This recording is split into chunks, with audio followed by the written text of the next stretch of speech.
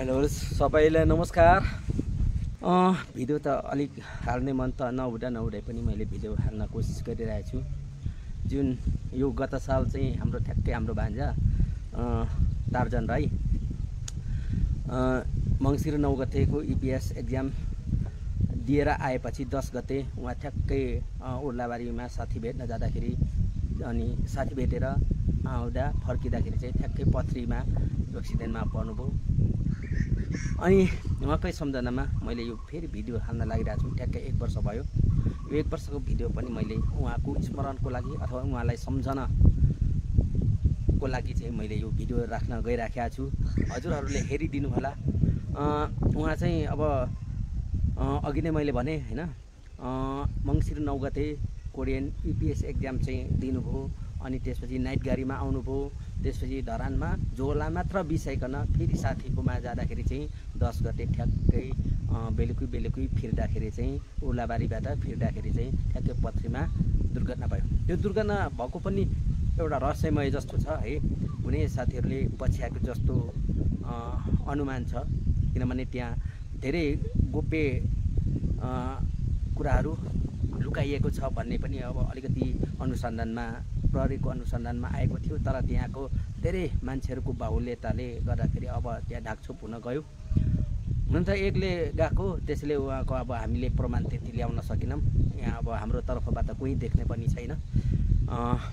त्यसैले गर्दा उहाँलाई चाहिँ अब त्यो गाडी, इन्डियन गाडी, लरी, ठुलो लामो गाडीले किच्याएको हो। तर किच्याउँदाखेरि उहाँको छेडबिछेड है, उहाँको शरीर नै छेडबिछेड हुने गरी चाहिँ किच्यायो। त्यो आफै त्यो आफ्नो मोटरसाइकल हुल्याएको पनि होइन। उहाँ चाहिँ पछाडि आइराखेको एउटा बाइकले उहाँलाई ठक्कर दिएछ। ठक्कर दिएपछि चाहिँ ऊ हुत्तिएर चाहिँ गाडीको भित्र छिरेछ। त्यसपछि त्यो इन्डियन गाडीले पेलेको हो। तर पछि फन्दामा चाहिँ अब इन्डियन गाडी पर्नुभयो। इन्डियन गाडीले थोरै अब क्षतिपूर्ति चाहिँ दिनुभयो।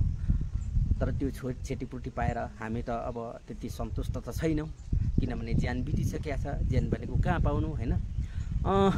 त्यही भिडियो अब उहाँको जुन मैले यो एउटा उहाँले नै खिच्नु भएको, जुन उहाँले मेरो यो क्यामेरा दिएर पठाएपछि चाहिँ खेतमा अब धान उकास्दै गरेको, तौली धान उकास्दै गरेको त्यो भिडियो चाहिँ उहाँले खिच्नु भएको। बिचमा अरूले साथ दिएको छ र उहाँले लग्नुभयो। अनि उहाँले नै फेरि मलाई पछि दिइआउनु भएको हो। त्यसैले मलाई एकदम गर्व लागेको छ। उसले अब भिडियो त खिचिदियो, मैले त पोस्ट गरेँ। त्यही पनि फेरि मैले यो पोस्ट गर्दैछु है।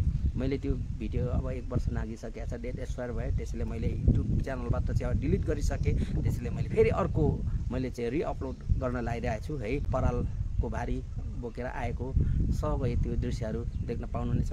उहाँकै अनुहार, उहाँकै फेस हेर्नकै लागि भए पनि मैले यो भिडियो फेरि अपलोड गरेको छु। हजुरहरूले केही अप्ठ्यारो नमानिदिनु होला र किन यो चाहिँ फेरि अपलोड गरौँ भनेर तपाईँहरूले त्यस्तो गुनासो पनि नलिनु होला। हामीले चाहिँ एकदम गुटगुटी लागिरहेको छ, किनभने हामीले त बिर्सन सकेका छैनौँ हाम्रो भान्जालाई है। त्यसैले तपाईँहरूले एकदम सोचिदिएर हाम्रो मर्मलाई बुझिदिएर हेरिदिनु होला है। र यो च्यानललाई पनि सब्सक्राइब गरिदिनु होला है। यो मेरो च्यानलमा चाहिँ एक खालको मात्र होइन, एक क्याटेगोरीको मात्र होइन, धेरै खालको भिडियोहरू चाहिँ मैले मिक्समा चाहिँ लगाइरहेको छु। हजुरहरूले हेरिदिनु होला। माछा मार्नु गएको, माछा मार्नु मजा देखिँदैन रहेछ यार। हजुर आज चाहिँ मिति 2000 नमस्ते भन।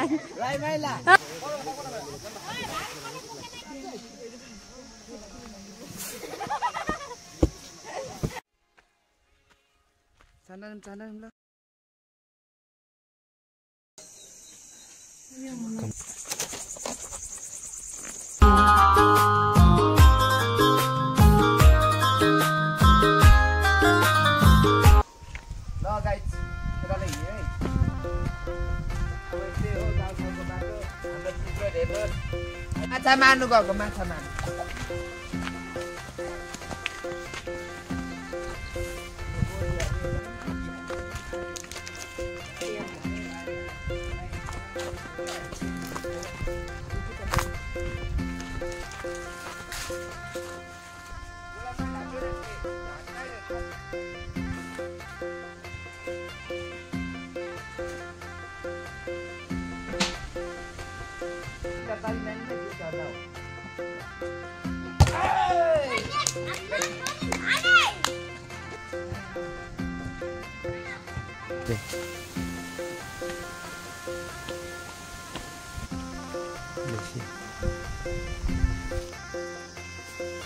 जाने ठाउँमा पुग्दै गरेको अवस्था है हाम्रो नेपाली दाजु। यो तौली धान असारमा रोप्ने गरिन्छ र यो असोज कार्तिकमै पाक्ने समय चाहिँ हो। खेतालाहरूले मुठा बाँध्दै बित्ता जम्मा गर्दै गरेको अवस्था, बाक्लो गरी झार्दै गरेको अवस्था।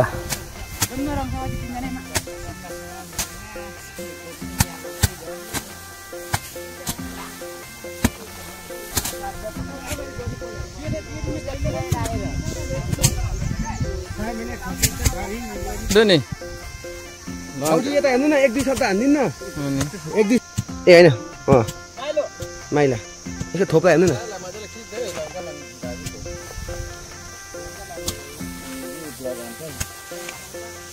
यहाँ जन्मेको अरे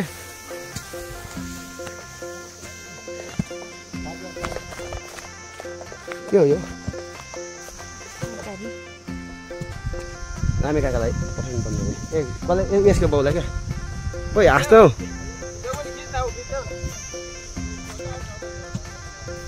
के खिच्नु पर्ने?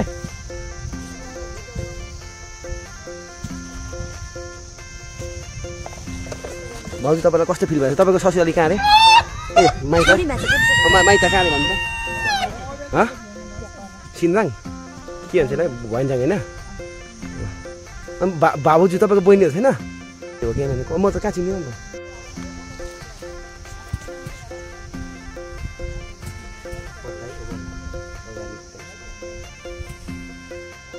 के भन्नुपर्ने मैले म भनिदिन्छु।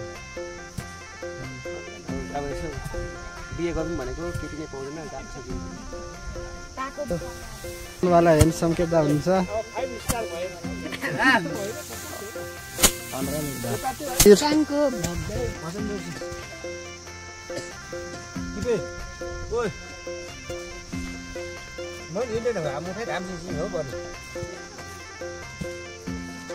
भन्दै म फेरि टावरतिर म तल आएको छु क्या आलु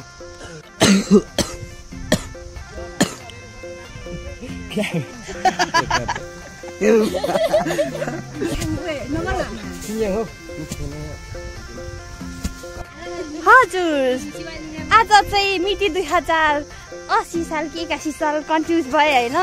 असोज महिनाको कार्तिक महिनाको 1 गते यस तौलिखा भन्ने ठाउँमा पान बिरेको धान झार्ने कार्यक्रम भइरहेछ, जसमा प्रमुख अतिथिको रूपमा हुनुहुन्छ धन्य सर, साथमा हुनुहुन्छ हाम्रो उहाँको ब्युटिफुल मिसेस सबिना राई, यता हुनुहुन्छ भुवन केसीको हिरोनी सृजना राई, दर्शन गर्नु न, नमस्ते गर्नु। यता हुनुहुन्छ अडियन्सहरू, त्यसै गरी यता हुनुहुन्छ पूर्ण बहादुरको पूर्णिमाया, त्यसै गरी यता हुनुहुन्छ जसिमा दिदी, बत्रीमा बोजू, त्यसै गरी यता हुनुहुन्छ सूर्यको छोरी प्रेमिका, यता जिउको दाजुको बुढी सन्जु, यता रुपी, अनि यता हुनुहुन्छ रिमा, यो टिङटोङ तार्जने कार्की साइली, यता चाहिँ त्यसै गरी हुनुहुन्छ राम्री, एकदमै राम्री जया मिस। हजुर अनि म अब तपाईँहरूलाई यता अरू पनि देखाउन चाहन्छु, अरू मान्छेहरू। यता हुनुहुन्छ हाम्रो कोलाटाङकै नम्बर 1 हेन्डसम मिस्टर थामु किराती, त्यसै गरी यता हुनुहुन्छ माइला काका, नमस्ते भन। राई माइला काका, त्यसै गरी यता हुनुहुन्छ अर्को देवा नलजाउनु न देवा, उहाँको चाहिँ हाँस्दै गर, देवा नलजाउनु न प्लिज देवा। ओहो हजुर अब म तपाईँहरूलाई अरू मान्छेहरू पनि देखाउनै लागेको छु। यता हुनुहुन्छ हाम्रो भुवन केसी देवा,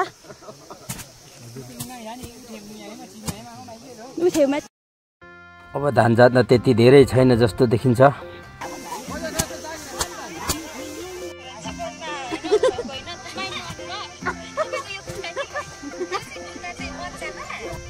खाने अरे यो किसो साइने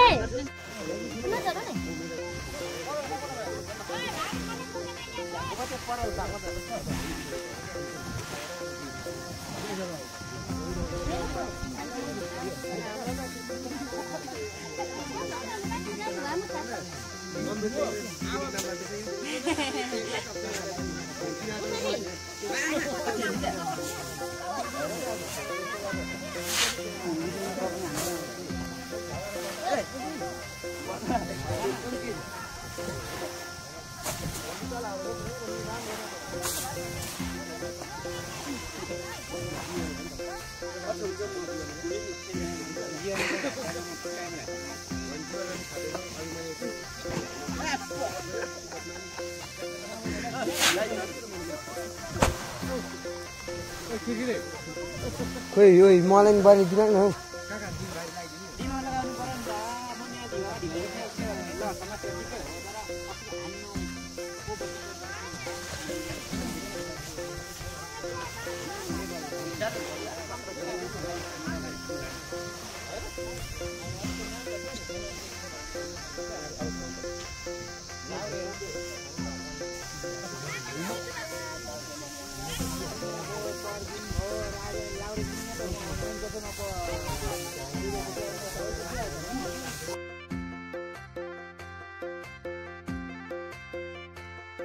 दाम सफा गर्ने अन्तिम चरण अब सकिन लागेको छ। हाम्रो गाउँघरमा पर्म गर्ने चलन यस्तै छ। एउटा छिमेकीले अर्को छिमेकीले सघाउने यो हाम्रो गाउँघरको सामाजिक नियम हो।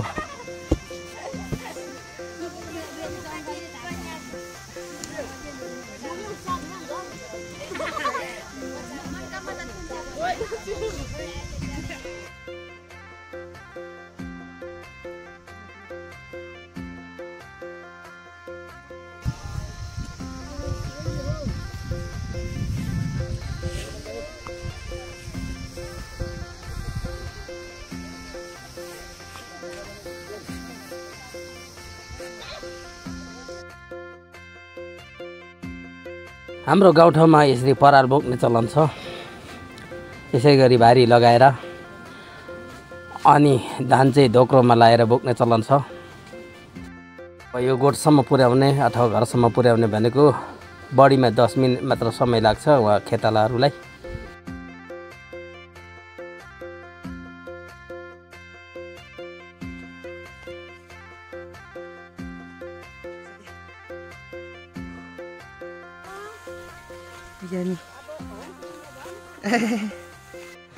Ayo, Sasa. क्या घुमियाङ हो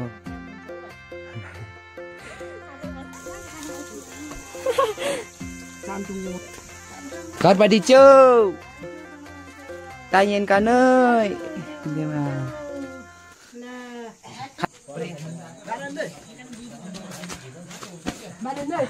Dewa Daan kau buka sa Lasnya kai Bos doi Lasnya tanyain ka Tanyain kanoi Dan kau buka sa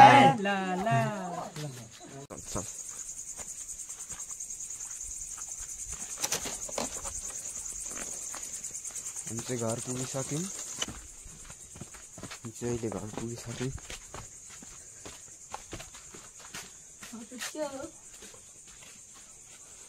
सुतिसकेको रहेछौँ